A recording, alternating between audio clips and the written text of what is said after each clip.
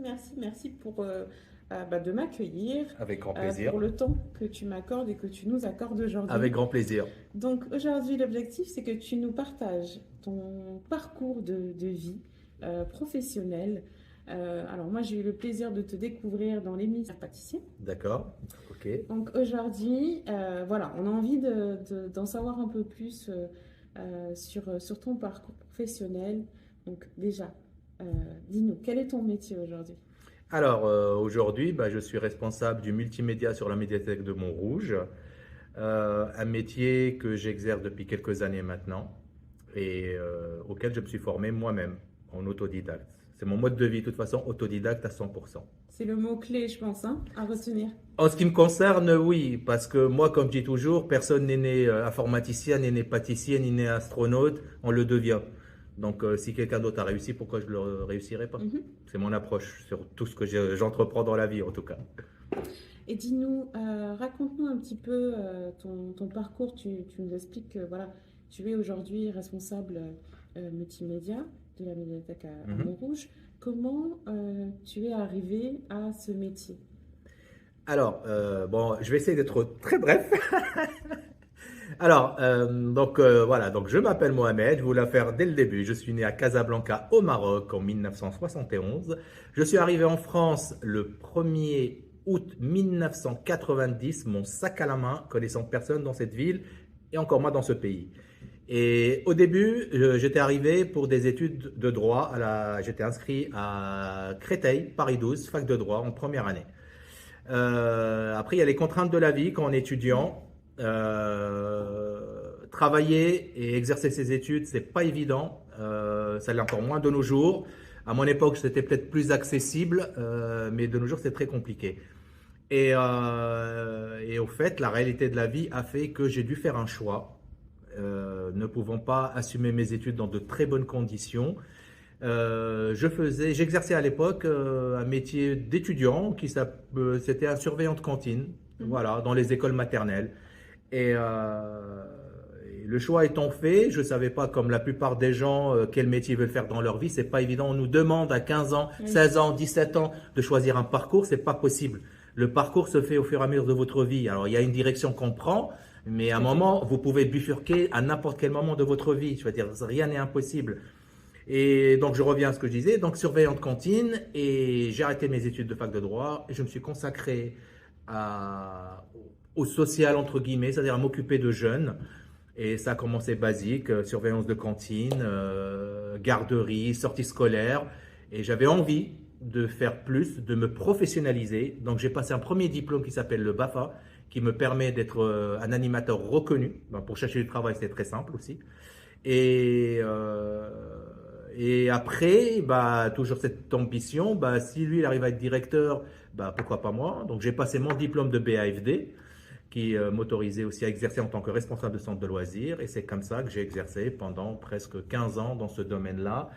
Maternelle, primaire, ado, pré-ado, colo, classe transportée, j'ai tout fait.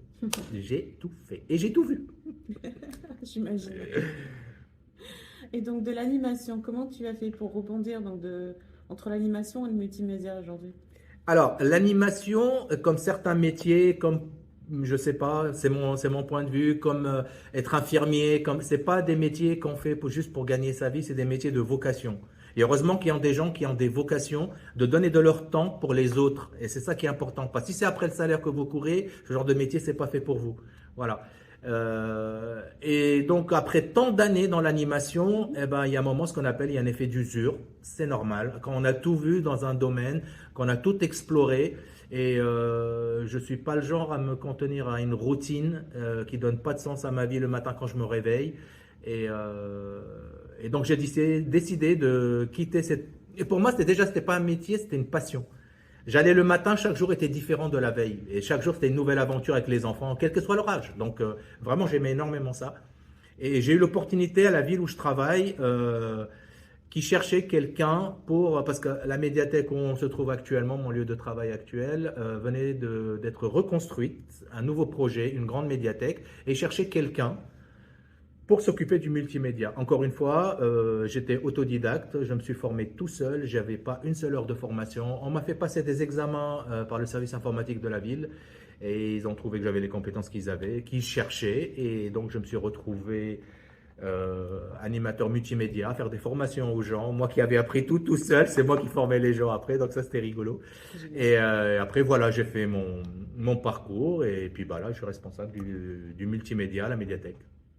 C'est la question que je me posais justement, c'est comment tu as fait pour les persuader, pour les convaincre. Donc là, tu parlais de tests. Oui. Est-ce qu'il y avait autre chose, un entretien? Enfin, comment ça s'est... Alors, en fin de compte, j'ai eu un peu de chance parce que c'était sur la même ville que j'ai travaillé déjà pendant 15 ans, où j'avais des responsabilités, quand je dirigeais les centres de loisirs, le club de jeunes, tout ça. Donc, ils me connaissaient en tant que personne, ils avaient confiance en moi parce que voilà, je gérais comment expliquer, des centres. C'était quand même sensiblement de guillemets, dans le sens où il y a une certaine responsabilité, on accueille des enfants, on s'occupe des enfants des autres, et ça, c'est une responsabilité, une confiance quand quand on fait ce genre de métier. Et donc, quand j'ai postulé, comme plein de mairies, ils offrent en interne déjà aux employés de la ville, pour ceux qui veulent se recycler ou changer de service. Donc j'ai tenté ma chance, j'estimais que, vu la fiche de poste, j'estimais que j'avais les qualifications pour faire. D'autant plus que j'avais le contact avec les gens faciles après des années d'animation. Mais la petite parenthèse, c'est plus facile de gérer les jeunes que les adultes. Hein. Ça c'est la petite touche. Et donc c'est pour ça que je me suis retrouvé à passer ces tests. Ils m'ont accordé cette chance et puis ils ont trouvé que je faisais entièrement l'affaire. Et c'est là que je me suis retrouvé là. Quelles sont tes missions justement? Tu disais que donc, tu transmets des savoirs informatiques pour Oui, les adultes, c'est les ça. jeunes ou Alors, uniquement? la mission a Ta évolué. mission, oui. La mission, elle a évolué au cours des 10 années qui sont passées parce que la société évolue, Tout à les fait. besoins évoluent, tout Complètement. évolue. À cette époque-là, tout le monde, il n'y avait pas un taux d'équipement assez important en informatique. Donc, nous, on avait une salle multimédia qui offrait un accès à Internet. Donc, les gens venaient très souvent, principalement pour utiliser Internet à hauteur de presque 80%. Tout ce qu'ils voulaient, c'est Google. Voilà, ils veulent rien d'autre, ils veulent Google. OK. À côté de ça, on avait une frange de la population, comme par exemple, à un moment, on s'est occupé du secteur du Pôle emploi, parce que du jour au lendemain, Pôle emploi a décidé de supprimer toutes les annonces papier. C'est-à-dire, tout est devenu informatisé. Donc, les gens qui sont déjà en difficulté devaient apprendre pour chercher un travail, devaient apprendre à utiliser un ordinateur. Et on n'apprend pas du jour au lendemain. Si j'ai un menuisier qui a toujours été manuel, qui n'a pas cette approche abstraite de l'outil informatique, c'est très compliqué. C'est très compliqué. Et donc, à un moment, on a travaillé pendant 2 ans en coopération avec le Pôle emploi pour former les gens. Et donc, voilà, ça, c'était au début. Après, l'offre, elle a évolué. Et le taux d'équipement des ménages français a changé. L'arrivée des smartphones a révolutionné la chose aussi. Tout le monde a Internet sur soi, sur son téléphone. Et donc, notre public a changé aussi. On a presque plus de jeunes qui viennent travailler. Maintenant, c'est principalement de 3e âge. Voilà. Des personnes âgées qui sont vraiment intéressées par ce domaine. Et c'est surtout ma grande fréquentation, plus un noyau dur d'habitués qui sont là. D'accord. Et qu'est-ce que tu aimes dans ton métier? Alors, le point commun déjà avec ce que je faisais avant, c'est le contact avec les gens. Voilà. Moi, j'aime bien rencontrer des gens. Et après, se sentir utile dans le sens où on les aide au quotidien. Voilà, j'ai un savoir. J'aide quelqu'un qui veut faire une personne âgée qui vient parce que pour un problème avec sa retraite sur son compte, je suis content de l'aider parce que sinon elle va trouver de l'aide nulle part. Et voilà, principalement c'est surtout ces qualités que je trouve dans mon métier que j'aime Que beaucoup. tu aimes. D'accord. Et raconte-nous alors, comment tu es arrivé par accident, tu me racontais, au sein de l'émission Qui veut être le meilleur pâtissier? Ah, alors le meilleur pâtissier. Le meilleur pâtissier, c'était une aventure. Et pourquoi cette émission-là? Raconte-nous un peu cette passion pour la pâtisserie. Alors, Voilà. en fin de compte, alors, comme introduction, c'est. Alors, en fin de compte, voilà, je recommence. Tout a commencé le jour. J'ai 3 enfants. tout a commencé le jour où je voulais plus que mes enfants mangent les gâteaux industriels, les choses comme ça. C'était pour leur santé, pour leur bien-être et tout. D'accord. Et donc ça a commencé comme ça l'histoire en fait. Donc j'ai commencé à apprendre à faire des choses simples à la maison, des brioches, des gâteaux pour le goûter, pour le petit déjeuner, des choses comme ça. D'accord. Du fait maison, Oui. voilà. Donc j'ai quand même consacré mon week-end, je remplissais le congélateur pour la semaine et c'était ainsi de suite. Et pour montrer un peu ce que je faisais, à l'époque c'était Facebook, hein, c'est pour les vieux maintenant Facebook, mais à mon époque c'était Facebook. Et donc je partageais avec les copains ce que je faisais, voilà, avec mes amis. Et j'avais créé un compte Insta comme ça, c'était les débuts d'Instagram, et j'avais, je sais D'accord. pas, une vingtaine de followers, pareil, c'était avec mes amis, des trucs comme ça. Pour l'émission, j'ai pas postulé, mais cette émission, il se trouve plus facilement des femmes que des hommes qui pâtissent. Donc ils ont toujours difficulté à trouver des hommes. Mhm. Et un matin, je reçois un message d'une casteuse parce que le mot de cette émission, c'est qu'il y a les gens, les particuliers postulent, et à côté de ça, ils ont des casteurs qui vont à la recherche sur les réseaux sociaux de candidats potentiels. Et donc un jour, je reçois un message me proposant de participer. Alors, au début, je pensais ça pour une blague, parce que ça faisait quoi? Ça faisait 6 mois que je faisais des gâteaux. Ah, c'était récent. C'était très récent. Et D'accord. donc, j'avais pas envie d'être le gars qui sort le premier. Hein. Il y a quand même une fierté. On y va. Si je cherche quelqu'un juste pour qu'il sorte, bah non.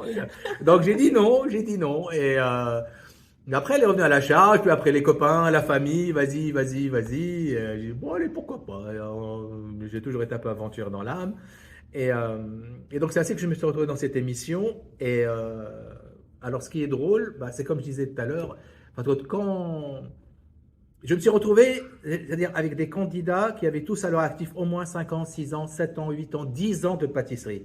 Moi, le jour où le tournage a commencé, j'avais 8 mois de pâtisserie à mon actif. Je faisais que des pauvres gâteaux de grand-mère, on va dire. Et là, c'était des choses sophistiquées et tout. Et ben malgré ça, je suis quand même j'ai réussi quand même à arriver aux portes de la quart de finale. Voilà, je suis sorti juste avant les quarts de finale. C'est pas que je suis un génie, c'est juste que ces gens-là, ils voulaient tellement montrer leur savoir-faire et pâtisser chez soi et sous une tente avec les caméras, les conditions de tournage et tout, c'est pas la même chose. Moi, j'ai pris ça comme une aventure rigolote. Je me suis pas mis la pression une seule Mhm. fois. J'ai appris de mes erreurs. Quand on me donne des conseils, je les recommençais pas les mêmes erreurs. Et c'est comme ça que je me suis retrouvé, en fin de compte, par défaut, parce que les autres craquaient avant, ils prenaient Oui. les choses trop au sérieux et essayaient de trop bien faire. Alors que je suis resté tel que je suis. J'ai travaillé comme j'ai pu donner le meilleur de moi-même. Et voilà, c'est pour ça que j'ai réussi cette aventure qui était super intéressante, d'ailleurs, parce qu'on en apprend plein de choses. C'est un monde qu'on n'a pas l'habitude de côtoyer, la télévision. Complètement, je sais. Mhm. Et c'est comme toute chose, Belle hein, c'est opportunité. l'utilisation qu'on en fait. Il y a du bon et du mauvais dans la télé, comme dans Internet, comme dans plein de choses de la vie. Donc, moi, j'en garde les bons et le mauvais, je l'enlève. Et justement, qu'est-ce que ça t'a apporté Alors pareil, pour l'anecdote, Est-ce qu'aujourd'hui tu continues à pâtisser déjà? C'est oui. important de savoir. Alors, en fin de compte, cette émission, elle a créé un déclic en moi. Ah, Elle a créé un déclic parce qu'en fin de compte, en toute humilité, j'avais le talent en moi, cette approche de la pâtisserie, mais que je ne savais pas, mais c'était en moi. mhm. Et cette émission m'a permis de côtoyer et de découvrir surtout le monde des grands chefs et de la pâtisserie française, la vraie. Je ne vous parle pas du croissant que vous achetez en bas de chez vous en boulangerie, mais des grands chefs. Et c'est un monde que je ne connaissais pas. Je ne connaissais pas un seul chef invité de l'émission. Et ça, pour l'anecdote, je devais faire comme Oui. les autres. Waouh, waouh, c'est lui! Oh là là! Véridique, véridique. J'en connaissais pas un seul, pas un seul. C'était pas mon monde, c'était pas mon monde. Maintenant, ça l'est. Maintenant, ça l'est. Maintenant, c'est mon monde. Et en fin de compte, et ça m'a donné envie d'aller D'aller plus au-delà. loin. Voilà. Mhm. Et donc, c'est pour ça que j'ai appris plein de techniques tout seul, comme travailler le chocolat, comme faire des gâteaux, d'utiliser des méthodes très techniques. Voilà, j'ai pris contact avec plein de grands chefs. Alors, il y en a qui sont très sympas, qui sont abordables, tout grand chef qu'il est de palace, des choses comme ça. Et voilà, j'ai découvert ce monde, et que j'aime beaucoup. Et j'aime beaucoup. Super.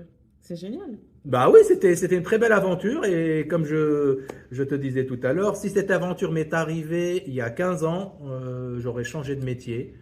Et j'aurais fait ça. J'en aurais fait mon métier. J'en aurais fait mon métier. On est peu à avoir la chance de vivre de sa passion. Complètement. C'est tellement rare. Donc, si vous avez l'occasion un jour de vivre de votre passion, bah allez-y. C'est un vrai cadeau. Pouvoir Foncez.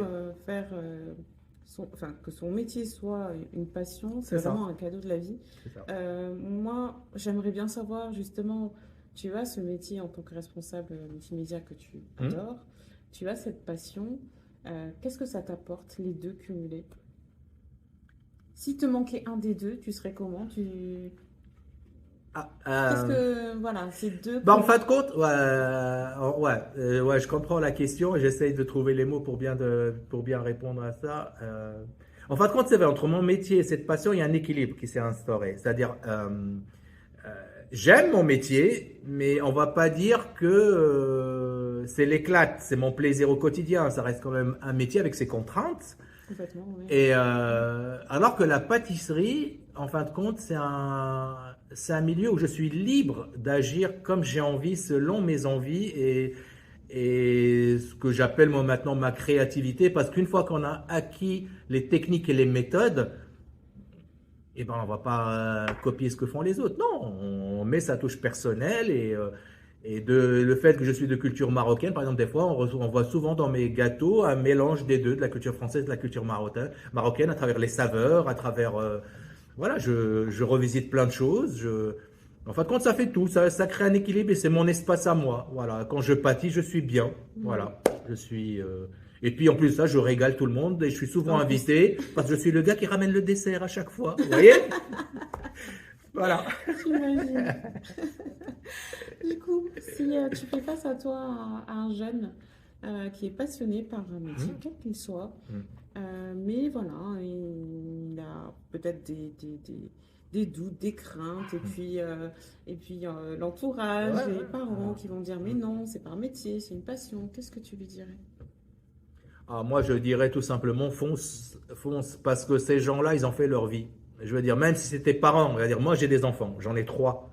Et moi, je les ai toujours soutenus dans ce qu'ils voulaient faire. Je veux dire, moi j'ai fait ma vie, j'ai fait mes choix. Et si j'ai fait des erreurs, c'est mes choix toujours. Alors que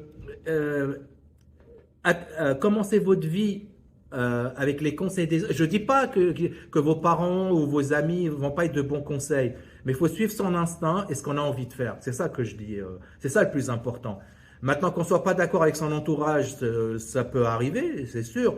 Mais moi, je conseille à toute personne qui a une idée, qui a une envie, qu'elle soit contre-courant ou pas, de faire exactement ce qu'il a envie et d'y investir toute son énergie. Parce que rien n'arrive sans travail. Ça, par contre, ça va pas tomber du ciel.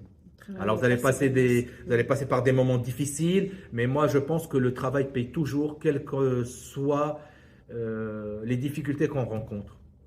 Voilà, foncez. Merci Mohamed. De rien, avec plaisir. Est-ce que tu as une citation à nous partager, une citation que tu aimes bien?